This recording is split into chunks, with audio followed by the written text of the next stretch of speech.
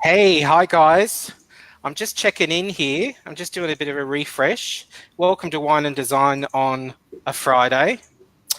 I am here with my lovely guest, Michelle Broussard from Colour Confidence Interiors. A little bit about me if you don't know me.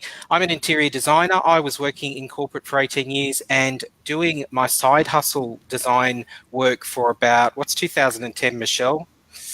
It's 9 years. Yes, so 9 years of side hustle, and just moved into full time in 2018 after that side hustle. So, what I wanted to do today was to take this opportunity to talk with a good. We become good buddies, haven't we?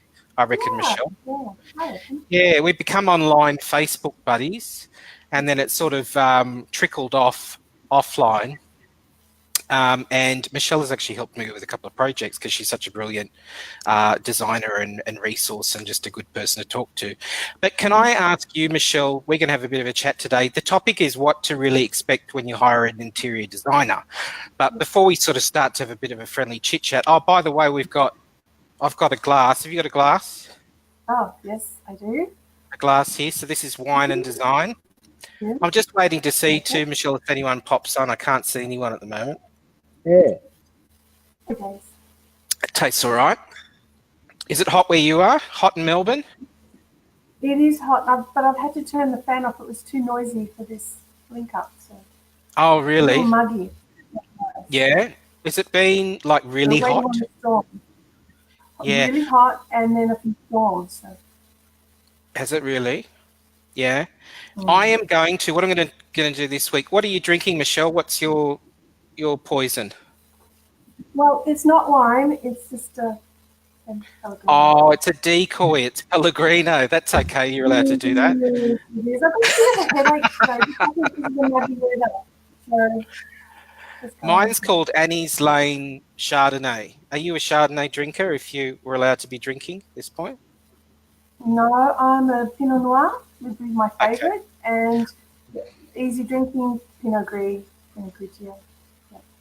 Oh, lovely. Very stylish.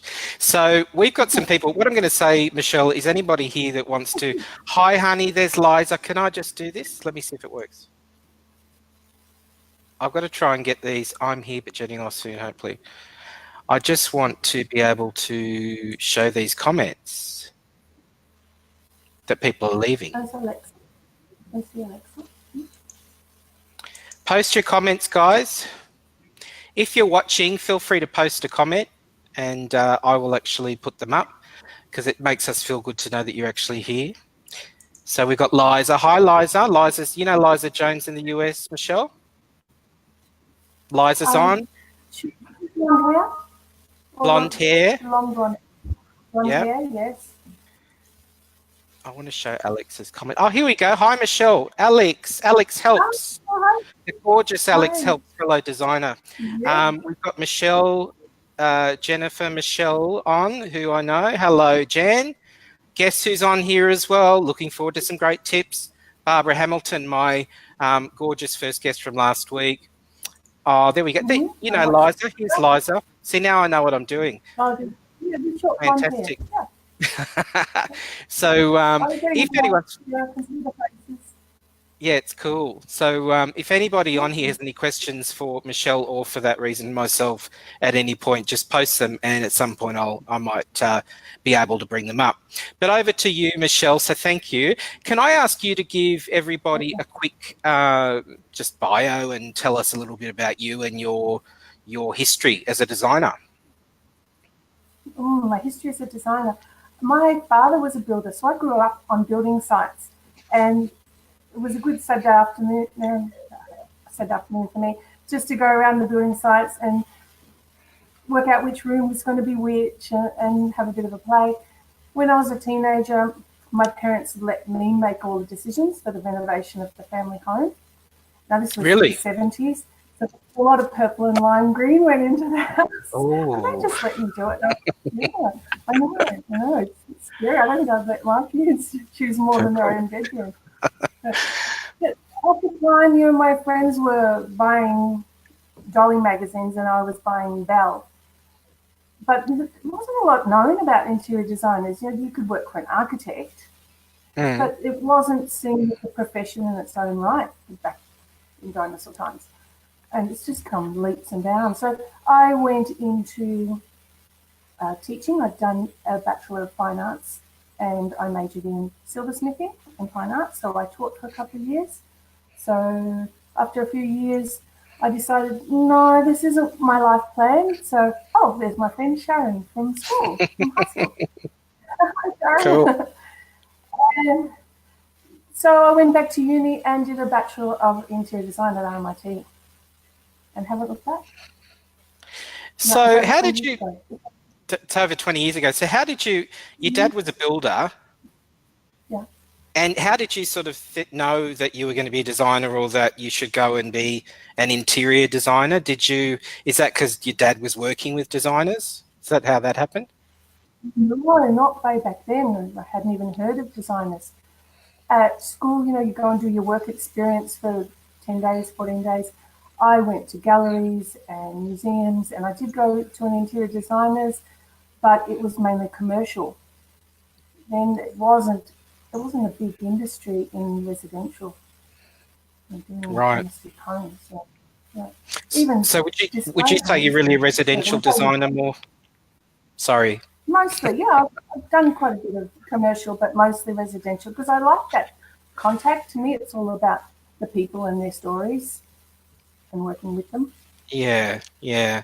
So it's the people and the stories that really is the part. That's the part for me that I love, and I think you know, the residential design world for me is probably because it's a much more personal thing, even though that can be challenging to be able to, I think for us and for the clients as well, sometimes to be able to feel that they're communicating, or having the confidence to communicate freely to us about what they really want to see eventuated in their home.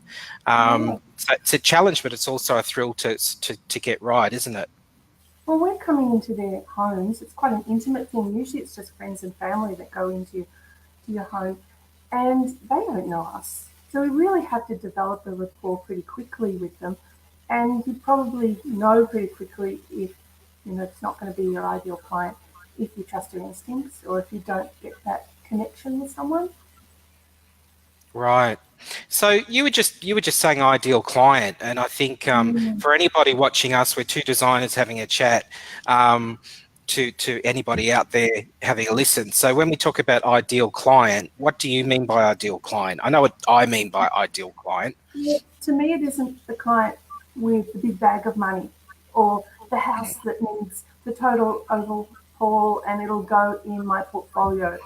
To me, it's that connection with the people, and that I can create an outcome for them that they can then take ownership over and be proud of, and it's practical and beautiful. That's my ideal client, and they pay me, of course. You know, that's my job. Yeah, I love your explanation of what your ideal client is, because I think some of us would have different ideas about that. But I kind of feel the same as you. The ideal part is, for me, the ideal part is obviously we have a skill and we're able to create homes that people, you know, enjoy being in, and we take all of that personal influence from our clients, and we you know, our computers start going, and we come up with these, you know, things that function first and foremost. Like, I'm sure I know that you are very much focused on the form and the function, and then, you know, the pretty comes later. But to me, it's the same thing. The ideal part is, I think the ideal part for me, Michelle, is kind of getting all of that influence from your client, having a really lovely collaborative first sort of kickoff point, and then but having the flexibility and I guess having the freedom to be able to take that and run with it, and have the client really say, you know what, I trust you, go and do what you need to do. Trust. That's the word that we want to use. It's that trust. You've got to create that connection, and you've got to demonstrate that you know what you're talking about, that you understand them, you understand their needs and their desires and goals for the home, and you get the trust. And if you've got that trust, most of my clients are repeat clients. They often start just with a consult and then say, oh, it's so great to work with you. Can we do this room? And then can we do this room? And most of my clients that I'm working on right now, we've worked through the house in that way. So we're up to the very last one. It's not just a once-off once you create that connection. I love that. Yeah. So that's that repeat relationship and that ongoing relationship that keeps going. Trust is really important. I was just going to ask you, Michelle, so like today really is for anybody that, and this is a thing I've been thinking about just recently more than ever, just from getting into or going to consults with people that have never worked with a designer before. And I put myself in their shoes and I think how sort of sometimes it could be a bit scary. Even you've got this person coming into your home, you want to do a lot of changes, you're opening the door. You could be opening the door to anything, bedroom, you're opening your closets, you're going into the bathrooms, you're going into very personal spaces, and you're sort of saying, well, we want to make some changes here, and some of those changes can be very personal. But if you're Michelle going in, what I was going to say is, I mean, this is really about explaining or demystifying some of those ideas maybe that people have about the design process or us. But it is a personal exercise, a very personal experience. But to kick off, I think we probably all do. We have the same process, which is to have some form of a consultation or meeting. So just if I can ask you to kick off, how does your consult process work for, say, a residential client? It always starts with a phone call, and whether they've called me or they've reached out through email and I've called them, we have a chat. There's obviously no charge for that, but we then you pretty quickly work out that, okay, I think we can work together. And we make a booking then for an initial consultation. And most of those phone calls do end up with a booking. And right, so you have a okay. Yeah, Sorry, so you have a phone call? Yep. The initial consult for me is 1 hour with the client on site, preferably. If it's a new house and they've just got plans, then it'll be wherever they are now, or sometimes it's a nice coffee shop. So it's 1 hour with them and 1 hour for me then back in the office to summarize all of that information and put into a report for them. Right, okay. So it's like paint samples, some of my quick sketches that I've done on site, because I think better with a pencil in my hand. And I'm kind of looking around now thinking, where's my pencil? I can't talk without pencil. Oh, okay, sure. So you just explained the consultation process, which is interesting, because I think we all handle the consultation in different ways. Can I just jump back there, Michelle? You said you have a phone call first? Yes. So what sort of things are you talking about in the phone call before you'll have the consult? It's a very brief meet and greet, really. It's often the people will talk a lot because they're nervous a little bit, so they'll talk a lot in the phone call, and they'll tell you all the information about the house when they bought it, how many bedrooms, how many kids, how many and you've got to extract little bits. And then once they've finished that, because they've got all their nerves out of the way, so okay, so I think that what you are asking me is just very brief. Yes, you get it. So then we go on from there. Cool. So you kind of get that, just I guess that initial assessment of what they need. Is it also, do you think, for the both of you, what do we got? Oh, little kitty cat. What's the kitty cat's name? That's Dawn. My son named it after his grandma. It's not really a cat name, but it's called Dawn. Is the cat's name? Yeah, it's the cat's name and the grandma's name too. And the grandma's name. I got Kerry on the line. He says that you're sounding great, Michelle. Oh, hi, Kerry. Thank you, gorgeous. Very nice.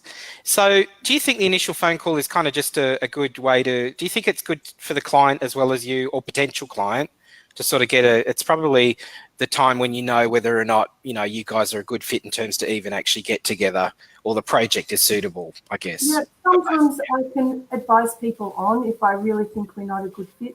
But okay, you're actually outside of my preferred travel zone, or I don't think that's the right project for me. So sometimes that happens too, and I can say, look, I can suggest someone, or I think you actually just want a cabinet maker, you're at that stage, you don't really need a designer. So we can, sorry, she wants attention. She keeps on talking to her.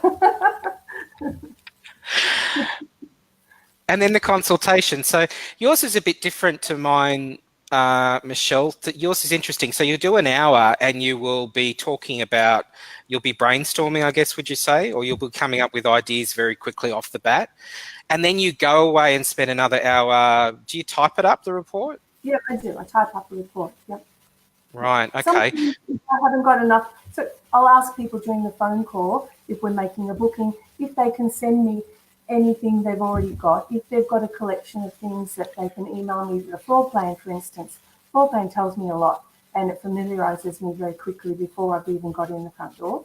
So I like to see a floor plan if I can. And if they've got any concept images, just send them to me. I'll have a quick look through just to, you said, come up to speed before I get to their front door. So I feel confident and comfortable, and it helps the start of a file, get the file together on the client and their project. Do you have, Michelle, do you have clients where you'll know that you'll go and you'll be spending a time just to give them ideas for that 1 hour and then the extra hour to write the report? Or is it, how often is it, you know, a DIY? So I really need you, the designer, Michelle, to come to my place. I really need to pick paint colours. I need to know what to do with the kitchen, ideas on that.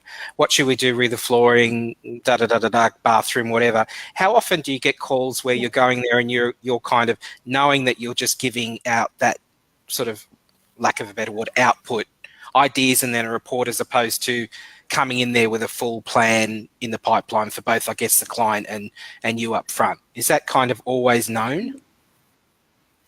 No, but you can often pick it in the phone call. There's the person who's called and really just wants a colour consult, but then they start dangling carrots of, oh, you know, down the track I might want this, and down the track I might, things they think I might be interested in hearing.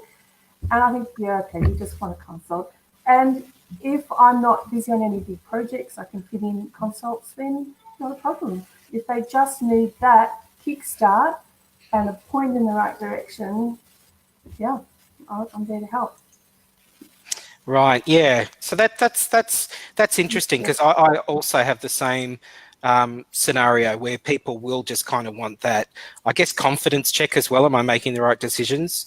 And I do really want to know that, you know, what we're sort of tentatively planning on doing, that we're in the right direction. And also sometimes if you can add value to that or offer suggestions to maybe modify what's about to happen. So if you get, just say you've got a full service job, so you have the consultation, Michelle, and then really that client wants to go ahead and kick off on, say, a renovation, bathroom, kitchen, or it could be also including decoration if we're talking about residential homes. What's the next part of the process like for you in terms of next steps? Okay. During that initial consult, I would have explained to them my ongoing rate. So I prefer hourly. I think it's fairer for both them and for me. Even though I could ballpark what a bathroom might cost them, I'll ballpark on the spot what a kitchen might be. You know, it's a bit of a piece of string, but you can ballpark roughly, because people want a rough idea of budget, most people. And from then on, I'll say, well, any ongoing time you ask of me, I won't just be behind the scenes clocking up hours for you. You have to directly ask me to, can you please design my kitchen? Can you please do this? And I'll then confirm it with an email saying, you've asked me to do this. I'm going to start that process. It'll be finished within for review. And maybe lost the glass. And I suppose that's the next step. They've already asked. Once they've asked, that's it. You're in, as far as I'm concerned. Yeah. How do you? Once they've asked, the next step. Right. Yeah, obviously that, you know, the client's got to say, let's go ahead with it. For me, you said budget there at some point. And I think that's the part for me that I think is key, is that we're going in, because we will get asked that question very, very, very quickly, won't we, about what do you think it's going to cost? Just curious, how do you, I mean, you've got 20 years experience, Michelle, so I know that you will have very steadfast sort of ideas about the cost of a kitchen, galley kitchen this size, How do you though? How do you make sure that you get across your initial ideas of what it will cost, as opposed to doing the work and then getting the real quotes and actually getting, you know, the realistic cost of what it is that's come through after that design process? Okay. After the design process, to me, the design process is 50% of the job, the planning, the getting it right. I had a consult yesterday with clients for a big kitchen that's 7 meters long, and it's probably our 50th kitchen. Just getting those details right is really the most important part of the job. And so the next step is then, in the meantime, while it's being done over those five weeks and meeting once a week, I've sent them out to have a look at kitchen equipment. We've already talked about flooring, we've already talked about the walls, the ceiling, the lighting. We've already done all that. Then selecting the kitchen equipment, there have probably been 4 visits out to just finalise that. So are you then, right? So you're then quoting. That's gathering quoting all the information. Yep. And the cabinet maker, once I've got all those drawings done, I can send concept drawings to a cabinet maker.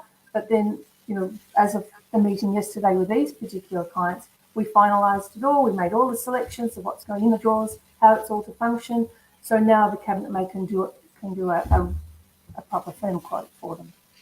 How close are you in terms of your rough estimate to you know, what eventuates? Are you pretty close just based on experience, or is it always kind of a little bit of a monopoly, or is it? How do you communicate that to the client about your guess work as opposed to what it's actually going to cost? Are you close most of the time? Yeah, I'll ballpark, but I will say, you know, this is really just me ballparking, and it'll really depend on your finishes that you're selecting. Yeah. I don't ask for a budget anymore of appliances, let's say, because it's like buying a car. You'll go in wanting a little Hyundai for 20,000, and you'll come out with the top of the range for 30, 50, or clients will. So budget to me is really an emotive thing. It's nominal. You'll go in asking for one thing and come out with something else. I've seen it can be tricky. That people, yeah.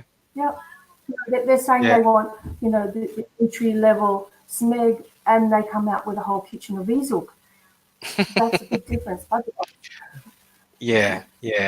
So you get to the budget part, and then what about? I mean, we don't have to go into exact fees, but how do you explain your fee structure? And again, are you a flat fee type of person? You're an hourly rate? Is there a flat fee portion and an hourly?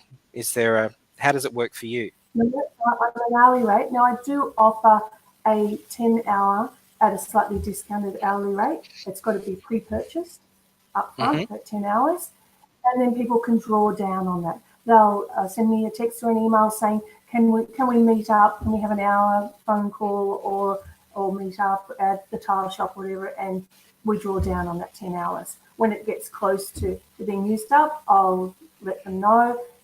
Do you want any more time with that, or you just want to go hourly after that? That's a really interesting thing. Client. Yeah. We did that very successfully with a Sydney client, and we would just hook up on the computer like we're doing now, or we'd have phone calls, we'd share pictures of materials and selections, and we used a few 10-hour blocks, and then he just went hourly for the last little bit of cat thinks it wants my water. Is this in the design phase, Michelle, or is this kind of a different service, which sounds like it's like a designer on call type thing where, you know, if you need me to just sort of specify finishes, I can do that, which I think is a really good, just looking at these type of services that we can offer. And sometimes maybe, I'm not sure about other designers, but I'm not sure if we're always offering these alternative sort of services that aren't full service design. But what's interesting about what you were just saying then is that you're offering them a service which is really, it can be added to the time, there can be more, or there can be just a short chunk. But how helpful it can be. Do you call that something in particular, or it's just kind of, it's a block of time and do with it what you will? Do you have prepackaged. in our block. I don't have a quirky little Yeah. name for it. I should point out. If you've got an idea, Yeah. send it through. Right. So just on the client experience, so have you sort of, I mean, you've been going for such a long time, you've been going double the time I have. What have you sort of learned over time that's improved your client experience from, you know, when you were, say, are we going back as far as 1998 here? How long have you had Colour Confidence? How long's Colour Confidence been around? Colour Confidence, I actually purchased Colour Confidence from a lady who was retiring. Previous to that, I had my own business and I worked a lot with architects and developers and not a lot of the soft furnishings. This lady was retiring Colour Confidence, and so I purchased that off her and brought in a lot more of the soft furnishings, and a lot of her clients have been repeat clients over the years too. Right, okay. So okay, that's cool. Move. So you took over Colour Confidence. So from how long ago was that? How long ago did you take that? 8 to 10 years. So just getting back to the client experience, which is, I guess for me, Michelle, I'm always thinking about this as an experience rather than just a service. What sort of things have you learned about, or things that you've introduced, I guess, that really are enhancing the client experience in your jobs and over time? What sort of things have you realised, or you've added in, do you think, to create a more holistic experience that maybe was something you've learned over time just from experience? A lot of people can't read floor plans. It's something I've learned with experience. I love floor plans, but a lot of people can't. So to have visuals or tactile things, if I know that I'm going there to help them with their selections for their kitchen materials, they've already got a cabinet maker, I'll make sure that I've got enough samples and product in my basket to show them and to leave with them. People like something in their hand that they can feel and see. If we've been for a colour consult, of course, I'll make sure they get all the paint chips in a large format. I'll send them out with the report. Something tactile and visual for them. People, as designers, I think most of us would be in the visual spatial realm. So we can visualize things. That's where our brains work. But a lot of people aren't like that. Most people, a majority of people aren't. Right. So you're talking about black and white elevations, for example. Hard for people to understand what it is that they're looking at. Yeah, an elevation, a floor plan.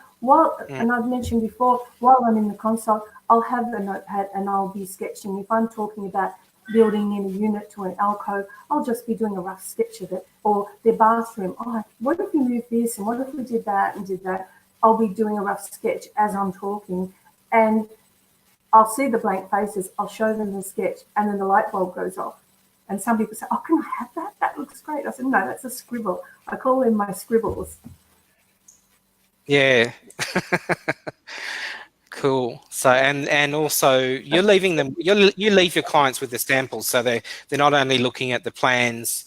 They're feeling. Do you leave them with the fabrics and the paint chips and all of that?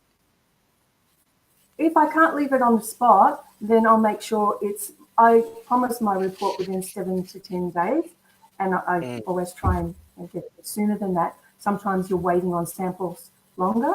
Some suppliers take longer to get samples than others, because you can't have everything in your studio. You just can't have every single sample of every single product. So order it in rather than having a huge warehouse studio full of every sample. It's specific to that client, and I'll often keep a chip in their file for my reference as well.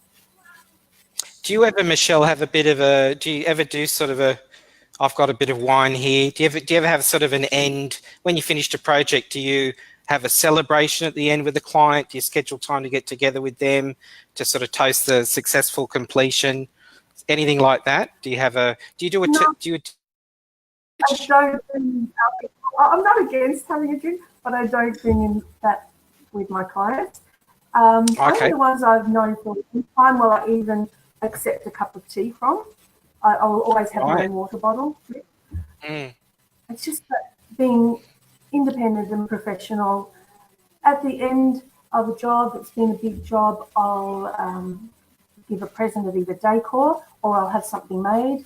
The last few clients, we did some reupholstering at the end or upholstered new pieces. So I'd always buy extra fabric and get scatter cushions made. Oh, okay. And that's very nice. The gift. Yeah. And you know, that Very can nice. be a $2 to $3 gift with, you know, how much scatter cushions cost and fabric Right. as well. But Yeah. and they appreciate that. The last kitchen, I had all tea towels and hand towels made that matched the sitting room, which was open to the kitchen. So that's great. And they love that. Yeah.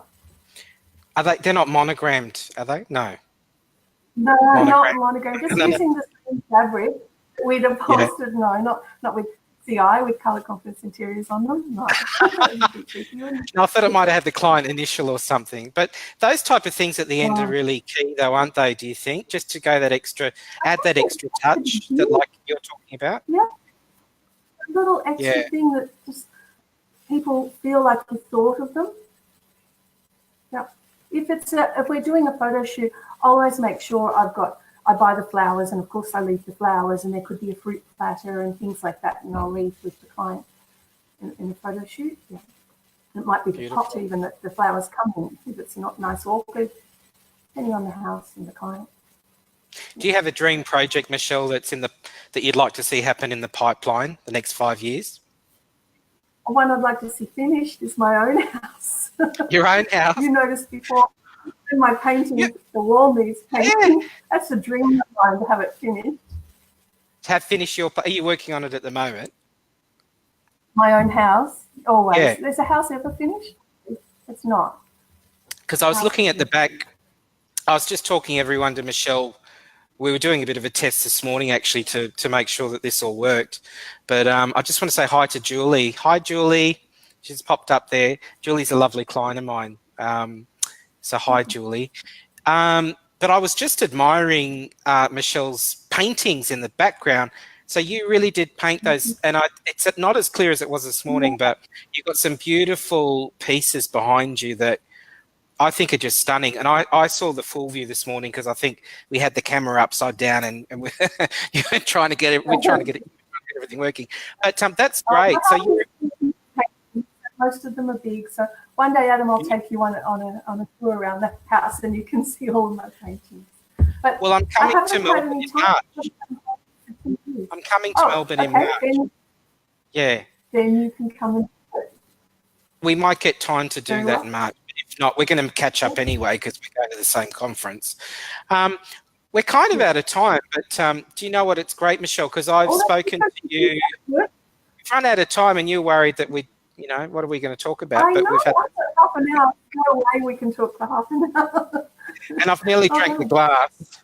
There's a cheeky comment that I couldn't put up here by Awana Lennox that she loves how into the wine I am when I'm sipping it. I thought, how distracting. I won't put that comment up right now, but she's disappeared, so I can't put the comment up. But Michelle, it's been lovely to talk to you. Yeah, anytime. Thank you. Thank you for making me think and getting into the camera. We haven't spoken on video before, have we? Or have we? Not on video, no. We speak. I usually say, I'm not getting on the video. No. So we're both being visible too. So we're talking about design, and we had a great little short conversation. But we're also working on being visible, and that includes getting out there and getting on Facebook Live and talking about what we do and just showing everyone how much we enjoy the process. So yeah, and I really like this if we can help people and answer some questions in the future. Obviously, that's what you'll be doing. I'd love to come back. Absolutely. So maybe you'll have to come back on, and we'll kick this off. This is the second week, so thank you for being my second guest. Would you mind, Michelle? Would you mind putting in your link to your website and your Instagram and whatever else you want to put in the notes? If I don't do that before you. But thank you so much, and I'm wishing you haven't got much planned for the weekend? Yes, it's sewing bee day tomorrow morning with boomerang bags. I don't know if you've heard about boomerang bags.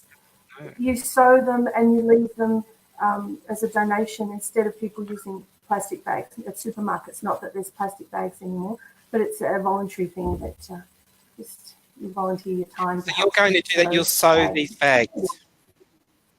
Yeah, with a machine. That sounds not terrific. by hand. With a machine? Very good. And Well, look, have a tonight great... I've got to Yeah. You've got a what? catch up with the girls tonight. Catch up with the girls tonight. Nice. Well, keep yourself nice tonight with the catch up with the girls, because you've got to sew these bags on the machine in the morning. So, but you have a lovely weekend. And thank you, Michelle, for being my second guest on Wine and Design. And it's been lovely to talk to you. And I wish you a fantastic day tomorrow doing those bags. And just want to sign off and say goodbye, everyone, and have a great weekend. And see you next week for our third episode. Thank you so much, Michelle. Have a good weekend. See you guys.